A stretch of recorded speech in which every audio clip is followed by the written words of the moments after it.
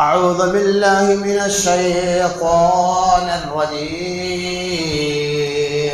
بسم الله الرحمن الرحيم.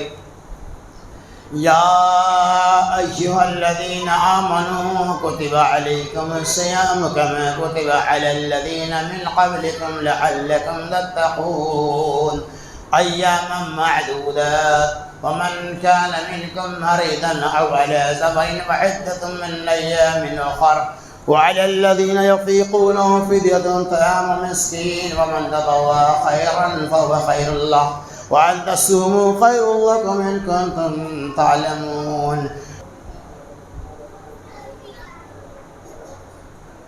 إن الله وضع عن المسافر الصوم وشطر الصلاة وعن الحامل والمرضي، رواه الترمذي. وعن انس بن مالك الكعبي رضي الله عنه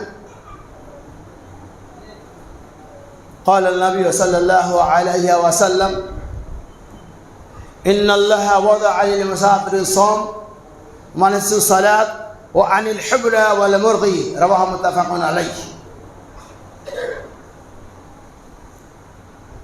ہر قسم کی حمد و تعریف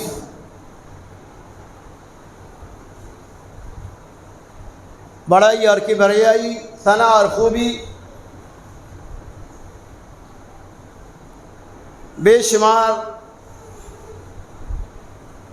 تسبیحات اور تعریفات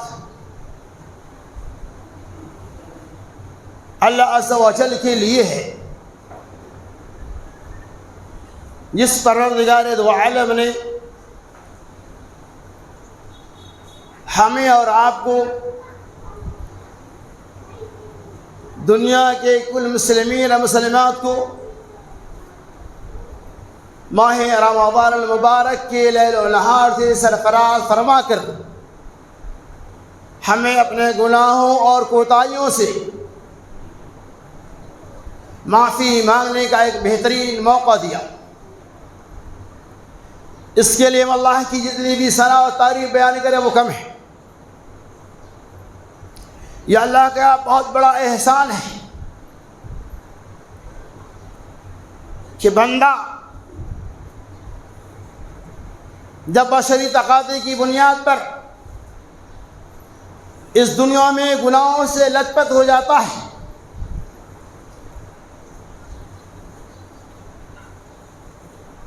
ان کے اندر گناہوں کے جراثیم کی کثرت ہو جاتی ہے، توبہ و استغفار کے ساتھ ساتھ اللہ تبارک و تعالی سال میں ایک موقع عنایت فرماتا ہے۔ وہ موقع، وہ مہینہ ماہ رمضان مبارک ہے، جس کے ہر لمحہ کی اپنی جگہ الگ قیمت، الگ حیثیت ہے۔ انسان اس ماہ میں جس قدر چاہے اپنے رب کو خوش کر لے، اپنے رب سے مغفرت کا سودا کر لے، اپنے رب کو اپنے گناہوں اور اپنی غلطیوں، اپنی کوتاہیوں کے اوپر بخشش کا پروانہ لیتے ہوئے رضامندی حاصل کر لے۔ یہ سب سے بڑی نعمت ہے۔ اور یہ رمضان المبارک کے لیل و نہار جس سے ہم اور آپ گزر رہے ہیں، یہ کوئی عجیبہ اور نئی چیز نہیں ہے۔ یہ فریضہ صرف ہمارے لیے نہیں بلکہ گزشتہ امتیوں کے اوپر بھی اللہ تبارک و تعالی نے اس روزہ کی فرضیت کو برقرار رکھا۔ روزہ اور صوم کے معنی ہی آتے ہیں اپنے آپ کو روکنے کو، اور اصطلاح کے اندر صوم کہتے ہیں صبح صادق کے بعد سے لے کر کھانے پینے، منہیات اور حرام کاموں سے بچتے ہوئے، حرام کاموں سے غروب آفتاب تک بچنے کا نام ہی صوم ہے۔ یعنی جب روزے سے آپ ہیں تو آپ کو گناہوں سے بچنا ہوگا، مباشرت سے بچنا ہوگا، بوس و کنار سے بچنا ہوگا، اپنے روزے کی عبادت کرنا ہوگا، کھانے پینے سے بھی بچنا ہوگا۔ صرف کھانے پینے سے بچنے سے کام نہیں چلے گا، ہم کھانے پینے سے رک گئے ہمارا روزہ ہوگا، نہیں۔ کھانے پینے اور ان تمام چیزوں سے ہمیں حالت روزہ میں رکنا ہے، جس سے رکنے کا اللہ تبارک و تعالی نے اور آقا مدنی محمد رسول اللہ صلی اللہ علیہ وسلم نے ہمیں حکم دیا۔ ورنہ یہ حدیث الزور فلیس للہ حاجہ ان یدع طعاما وشرابہ، امام کائنات محمد رسول اللہ صلی اللہ علیہ وسلم نے ارشاد فرمایا من لم یدع قول الزور، جس آدمی نے جھوٹ بولنا نہیں چھوڑا، روزہ سے اللہ تبارک و تعالیٰ کا کوئی حاجت نہیں۔ من لم یدع قول الزور والعمل به فلیس للہ، ایسے عمل کی اللہ کے یہاں کوئی درجہ نہیں، کوئی مقبولت نہیں۔ پتہ چلا کہ روزے میں ہمیں جھوٹ سے بچنا چاہیے۔ یہ روزہ کیا ہے دیکھیے، اللہ تبارک و تعالیٰ نے سورہ بقرہ کے اندر، سورہ بقرہ آیت نمبر 182 اب پارہ نمبر 2 میں اللہ نے اعلان کر دیا کہ یا ایھا الذین آمنوا کتب علیکم الصیام، کہ اے ایمان والو اللہ تبارک و تعالیٰ نے تمہارے اوپر روزہ کو ویسے ہی فرض کیا، کما کتب علیکم الصیام، جس طرح سے تم سے پہلے کے لوگوں پہ فرض کیا گیا، لعلکم تتقون، تاکہ تم متقی بن جاؤ، تمہارے ایمان کے اندر تقویت پیدا ہو جائے، تم متقی پرہیزگار بن جاؤ۔ پہلے ترجمہ ملاحظہ فرمائے، ایام معدودات گنتی کے چند دن ہیں، فمن شہدہ گنتی کے فمن کان منکم مریضا او علی سفر، ان چند دنوں کے اندر اگر کوئی آدمی بیمار پڑ جائے یا کوئی آدمی سفر میں چلا جائے، اسے چاہیے کہ وہ دوسرے دن میں پورا کر لے۔ اس کے بعد پھر اللہ تبارک و تعالیٰ فرمایا کہ تم میں سے جو آدمی چاہے، فمن کان منکم مریضا او علی سفر فعدۃ من ایام اخر وعلی الذین یطیقونہ فدیۃ طعام مسکین، اور جسے اللہ تعالیٰ نے مالدار بنایا ہے وہ روزے کے بدلہ میں فدیہ دے دیا کرے۔ وَأَن تَصُومُوا خَيْرٌ لَكُمْ، اگر وہ روزہ رکھ لے تو یہ زیادہ بہتر اور افضل ہے، تاکہ تم اللہ سے ڈرنے والے بن جاؤ۔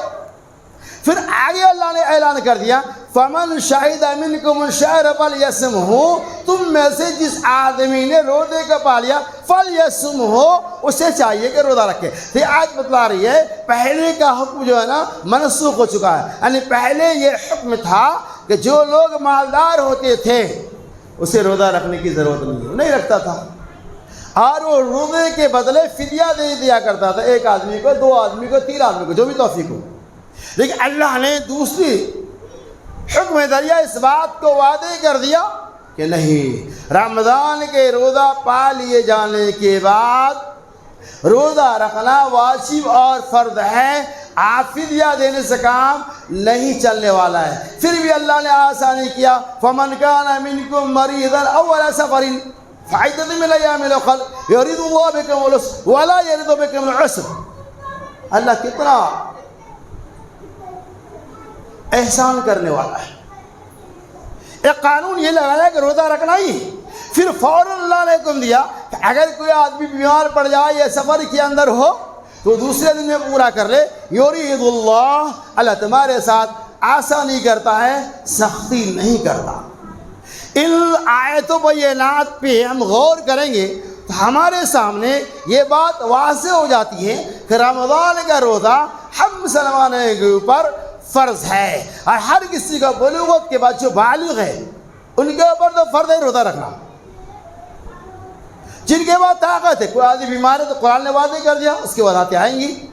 تو یا ایھا الذین آمنوا کتب علیکم الصیام کما کتب علی الذین من قبلکم لعلکم تتقون، روزے کا مقصد یہ ہے کہ ہمارے اندر تقوی اور پرہیزگاری آ جائے۔ اس کے بعد اللہ نے کتنا بہترین پیغام دیا، کتنی پیاری بات بتایا، ایام معدودات، اے ایمان والو گھبراؤ مت، یہ گنتی کے چند دن ہے۔ ایام معدودات کہہ کر اللہ تبارک و تعالیٰ نے ہمارے اور آپ کے روزے کے اندر آسانی پیدا کر دیا۔ گزشتہ زمانے کے روزے کے دیکھو گے تو آپ کے رونگٹے کھڑے ہو جائیں گے۔ صبح شادی کے بعد سے وہ لوگ کھاتے پیتے اور روزہ کب تک رکھتے معلوم ہے آپ کو؟ مغرب کے ٹائم روزہ کھولنا ہے اور اس کا وقت کب تک رہے گا؟ اگر عشاء تک۔ اگر کوئی آدمی عشاء سے پہلے سو گیا تو روزہ فرض، پھر اسے رات میں اٹھ کے کھانے کی ضرورت نہیں ہے، مغرب پر افطار کریں گے، عشاء تک کھاتے پیتے رہو۔ اور کوئی پہلے سو گیا تو اس کا کام بھاری، پھر اسے روزہ بھوکے رکھنا ہوگا۔ نہیں 24 گھنٹے بھوکے رہ کر صحابہ نے روزہ رکھا ہے، لیکن اللہ تعالیٰ نے اس حکم کو منسوخ کر دیا اور امت کے لیے آسانیاں کی کہ تم صبح صادق کے بعد سے لے کر غروب آفتاب تک جاؤ، اور غروب آفتاب سے بعد سے لے کر صبح صادق سے پہلے تک، فجر کی اذان ہونے سے پہلے تک اللہ نے اجازت دے دیا، جتنا چاہو کھا لو، جتنا کھانا کھاؤ۔ اب مسلمان کیا کیا؟ عبادات کو چھوڑ کر کھانے کے پیچھے لگ گئے، ٹھوس کا گانا شروع کر دی۔ اجازت اللہ نے دیا، کیوں؟ تاکہ امت کے لیے آسانیاں ہو جائے۔ تو کب تک کھائیں گے؟ پوری رات کھاؤ۔ اس کے باوجود بھی اگر کوئی بندہ یہ کہے صاحب ہم روزہ نہیں رکھ پاتے، ہمارے پاس طاقت نہیں ہے، یہ بہت بڑی ان کی بھول اور غلط، یہ اتنی آسانیاں ہونے کے باوجود بھی ہم روزے کا اہتمام نہیں کرے، ہم سے بڑا بدنصیب کون ہو سکتا ہے؟ اللہ کیا وہ نوجوان جسے اللہ نے طاقت و قوت دے رکھی ہے اور پھر بھی وہ روزہ نہیں رکھتا ہے، تو اللہ کے وہ کیا جواب دے گا؟ تو اللہ تبارک و تعالیٰ ایام معدودات، گنتی کے چند دن۔ فمن کان منکم مریض اول سفر، اگر کوئی آدمی بیمار پڑ جائے یا سفر کے اندر ہے، یعنی آپ کا سفر شروع ہو گیا اور سفر میں مشکلات کا سامنا کرنا پڑتا ہے، کھانے پینے وغیرہ وغیرہ کا حال میں آپ کو، تو اللہ نے کتنی آسانیاں کیا کہ اگر آپ سفر میں ہیں تو روزہ مت رکھو۔ اور پھر کہا ومن کان منکم مریضا، اگر کوئی آدمی بیمار ہے تو بھی وہ روزہ نہ رکھے۔ کتنی آسانی ہے روزے کے اندر۔ اور چلیے اللہ کے رسول اللہ تبارک و تعالی نے فرمایا ان اللہ تعالی وضع عن المسافر الصوم، بے شک اللہ تبارک و تعالی نے مسافروں سے روزہ کو رخصت کر دیا، وشطر الصلاۃ، اسی طرح سے نماز کو نصف کر دیا، وعن الحامل والمرضی، اسی طرح سے حاملہ عورتوں سے روزہ کو منقطع کر دیا، وعن المرضی، اسی طرح سے دودھ پلانے اور والی عورتوں کو بھی، ترمذی کی روایت۔ اسی طرح سے امام بخاری علیہ رحمہ نے حضرت انس بن مالک بن کعبی رضی اللہ تعالی عنہ کے حوالے سے بیان کیا ہے، وہ کہتے ہیں رسول اکرم صلی اللہ علیہ وسلم نے ارشاد میں ان اللہ وضع عن المسافر ونصف الصلاۃ وعن الحبلى والمرضی، اس حدیث پاک کے اندر اس بات کی وضاحت کی جا رہی ہے بے شک اللہ تبارک و تعالی نے مسافروں سے روزہ کو وضع کر دیا، یعنی سفر میں روزہ نہیں رکھیں گے، ونصف الصلاۃ، اور نماز بھی ہاف ہی پڑھیں گے، آدھا پڑھیں گے، وعن الحبلى، اور دودھ پلانے والی عورتیں بھی روزہ نہیں رکھیں گی، اور وعن الحبلى، اور حاملہ عورتیں، دودھ پلانے والی عورتیں، اور جو حالت نفاس کے اندر ہے ایسی عورتوں کو بھی روزہ رکھنے کی ضرورت نہیں ہے۔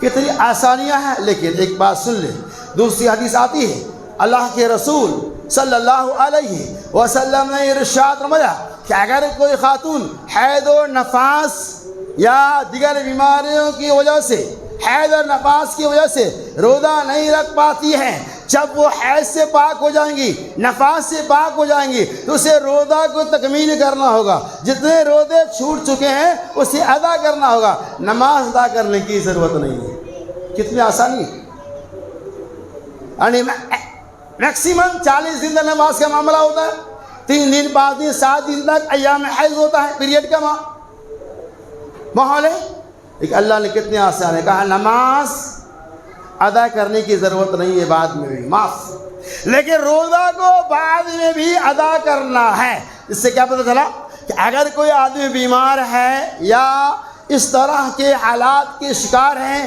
اس وقت وہ روزہ نہیں رکھیں گے، لیکن بعد میں روزہ کا اہتمام اسے کرنا ہی ہوگا، روزہ معاف نہیں ہے۔ تو قرآن نے کہا فَمَنْ كَانَ مِنْكُمْ مَرِيضًا أَوْ عَلَى سَفَرٍ فَعِدَّةٌ مِنْ أَيَّامٍ أُخَرَ، وہ آدمی دوسرے دنوں کے اندر روزہ کا پورا کر لے، بیمار ہے کوئی بات نہیں۔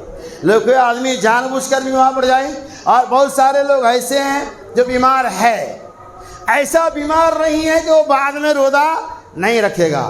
کیا کرتے ہیں وہ؟ بیمار ہے، ہر سال کے معمول ہے، بہت لوگ ایسے ملیں گے۔ جسے اللہ نے صحت دے رکھی ہے وہ اپنی طرف سے فدیہ دے دیتا ہے اور روزہ نہیں رکھتا، ایسا جائز نہیں ہے، اب جائز نہیں ہے۔ آپ فدیہ دے کر روزے سے طلاق بھی لینا چاہتے ہیں، یہ نہیں ہو سکتا۔ ہاں اس کے لیے ہے جسے روزہ رکھنے کی بعد میں بھی طاقت نہیں ہے، وہ بیچارہ روزہ نہیں رکھ سکتا، وہ کیا کرے گا؟ رمضان کے مہینہ میں ہر روز سحری، افطاری وغیرہ کا کسی غریب کو کا انتظام کرا دیں گے جو اس کے مستحق ہو۔ ایسا ضروری نہیں ہے کہ ایک ہی آدمی کو دے گا، اس کے بعد اللہ نے طاقت دے رہی ہے، 2 آدمی، 3 آدمی، 4 آدمی کو بھی کھلا سکتا ہے روزانہ۔ اللہ تبارک و تعالیٰ اس سے روزے کی فرضیت کو ساقط کر دے گا، لیکن جسے روزہ رکھنے کی طاقت ہے اس کے لیے یہ حکم نہیں ہے۔ آپ سماعت فرما لیں، وَمَن تَطَوَّعَ خَيْرًا فَهُوَ خَيْرٌ لَهُ وَأَن تَصُومُوا خَيْرٌ لَكُمْ إِن كُنتُمْ تَعْلَمُونَ، اور تم روزہ رکھ لو اگر جانتے ہو یہ تمہارے لیے بہتر ہے۔ الحمدللہ روزے کا قرآن سے خاص نسبت ہے، چونکہ اللہ تبارک و تعالیٰ نے رمضان کے مہینہ میں ہی قرآن جیسی عظیم الشان کتاب کو نازل فرما کر امت کے اوپر بہت بڑا احسان کیا۔ قرآن نے کہا شہر رمضان الذی انزل فیہ القرآن، رمضان وہ مبارک مہینہ ہے جس مہینے میں اللہ تبارک و تعالیٰ نے قرآن جیسی عظیم الشان کتاب کو نازل فرمایا۔ یہ رمضان کا مہینہ اس اعتبار سے بھی باعث برکت ہے کہ نزول قرآن کا مہینہ ہے، اور نبی اکرم سرکار حبیب صلی اللہ علیہ وسلم رمضان کے مہینہ میں جبرائیل امین کو قرآن کا دور سنایا کرتے تھے، جبرائیل امین کو قرآن سنایا کرتے تھے، اور اس مہینہ میں کثرت سے صحابہ کرام رضوان اللہ علیہم اجمعین قرآن مقدس کی تلاوت کیا کرتے تھے۔ بعض سلف کا تو یہاں تک معمول ہے، بعض امام محدثین کی تعریف ایسی بیان کی جا رہی ہے کہ جب رمضان کا مہینہ آتا تو وہ درس حدیث کا سلسلہ بند کر دیتے، وہ حدیث کا مطالعہ نہیں کرتے، دنوں رات قرآن پڑھتے، اتنا معمول تھا۔ حیثیت ہے جیسے رمضان آتا وہ حدیث کا درس بند کر، حدیث پڑھنا بند کر دیتے، حدیث کا مطالعہ بند کر دیتے، اور ان اوقات کو قرآن کے پڑھنے میں لگایا کرتے تھے۔ آج کے ہمارے نوجوان کیسے ہیں؟ اللہ کی پناہ، موبائل کھول دیا، موبائل میں بس ایک آدھ رکوع پڑھنے کا موقع ملا الا ماشاءاللہ، سب ایسے نہیں ہیں، بہت لوگ ایسے ہیں جو رمضان کے مہینہ میں بھی موبائل کا غلط استعمال کرتا ہے، جو رمضان کے مہینہ میں بھی اسے قرآن کھول کر پڑھنے کی توفیق نہیں ہوتی، رمضان کے مہینہ میں بھی قرآن کو ضائع کر دیتا ہے، رمضان کے مہینہ میں بھی نعوذ باللہ من ذالک، چاہے وہ روزے کی حالت میں ہو، چاہے وہ بغیر روزے کی حالت میں ہو، چاہے دن کا معاملہ ہو، چاہے رات کا معاملہ ہو، یہ روزے کا حکم دن اور رات دونوں کے لیے ہے۔ رات کی تاریکی میں رمضان کے مہینہ میں بھی بہت سارے نوجوان ایسے ہیں جو فواحش اور منکرات اور غلط چیزوں کا استعمال کرتے ہیں، جو فواحش تصویریں اور گانے وغیرہ کو سنتے ہیں، جبکہ اسلام کے اندر مطلق حرام ہے، اور رمضان میں تو اور ہی رکنا چاہیے۔ ہمیں کیا درس ملا کہ رمضان کے مہینہ میں ہمیں قرآن مقدس کی تلاوت کثرت سے کرنی چاہیے۔ اور چلیے آگے، بہت سارے نوجوان ایسے ہیں جو جان بوجھ کر رمضان کے روزہ کو چھوڑتے ہیں۔ اللہ کے رسول صلی اللہ علیہ وسلم نے ارشاد فرمایا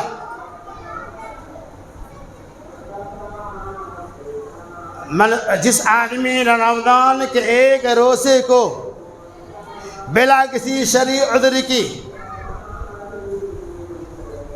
ترک کر دیا، چھوڑ دیا، لم یقض صیام الدہر وان صامہ، اگر وہ پوری زندگی بھی روزہ رکھنا چاہے تو اس ایک روزے کا بدلہ نہیں ہو سکتا ہے۔ ایک روزے کی کتنی اہمیت ہے کہ آپ اگر جان بوجھ کر اگر بیمار ہے، سفر کے اندر ہے، تو آپ کے لیے تو معذرت قرآن نے اعلان کر دیا، لیکن جان بوجھ کر اگر کوئی بندہ رمضان کے ایک روزہ کو بھی چھوڑتا ہے، پوری زندگی وہ روزہ رکھے گا، اس کا روزہ اس روزے کے برابر نہیں ہو سکتا ہے۔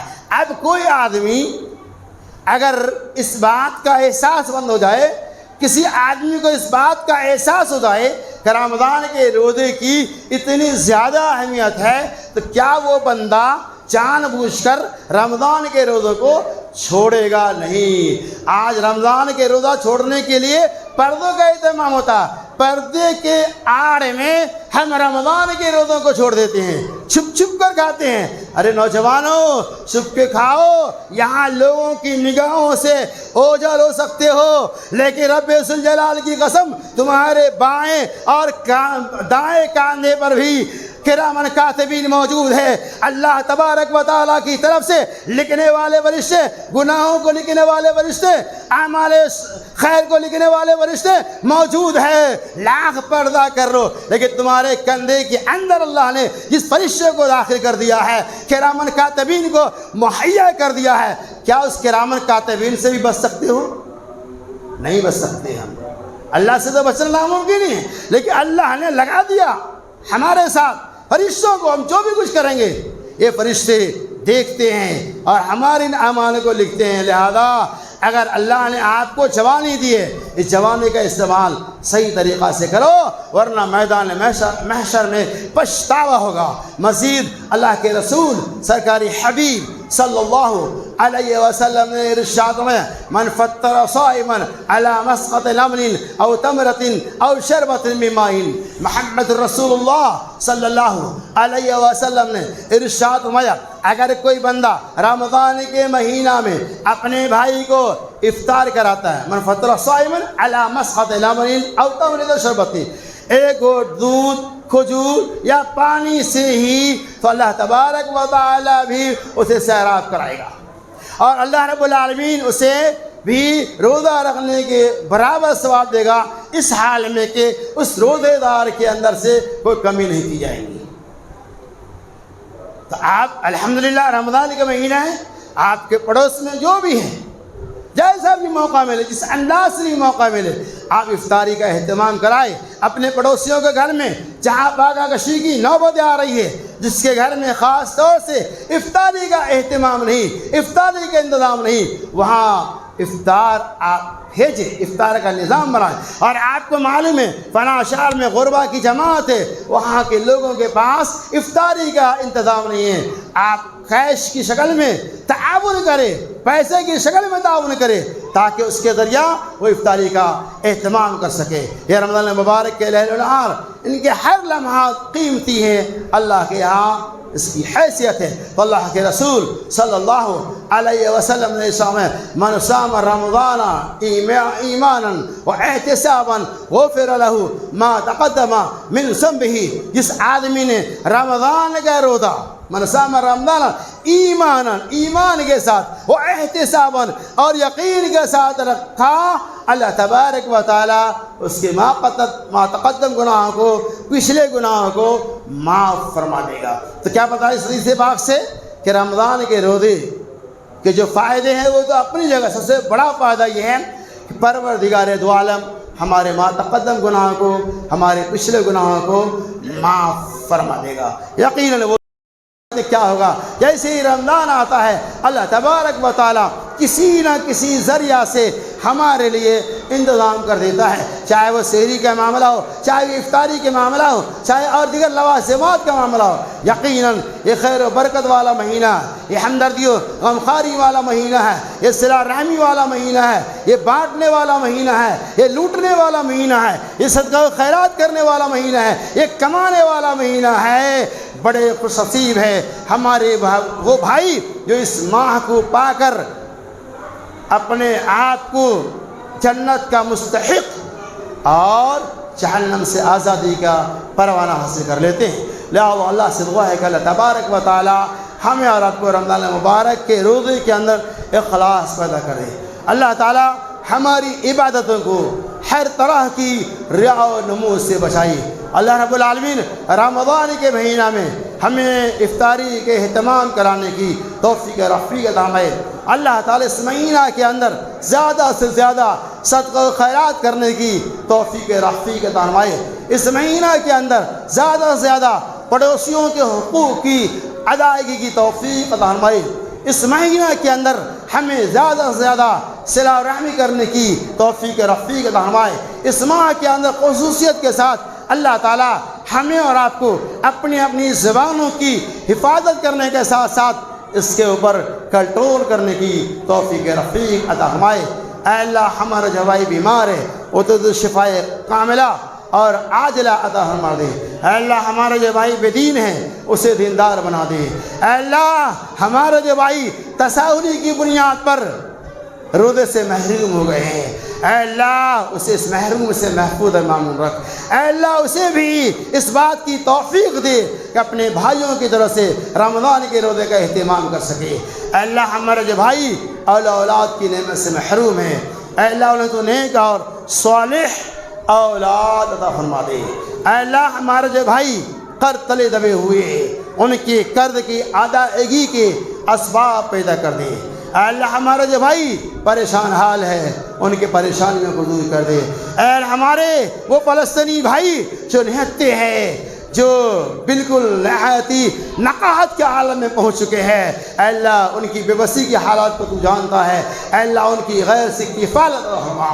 اے اللہ ہمارے جو بھائی بے بس ہے ان کی مجبوریوں ان کی پریشانیوں کو سننے والا اور دیکھنے والا ہے، اے اللہ ان کی پریشانیوں کو دور کر دے۔ اے اللہ دنیا کے اندر جہاں بھی انتشار اختلافات اور لڑائی جھگڑے کا ماحول گرم ہے، اے اللہ اس ملک کے اندر امن و امان اور شانتی پیدا کر دے۔ اے اللہ ہمارے اس ملک کے اندر بھی امن و امان اور شانتی پیدا کر دے۔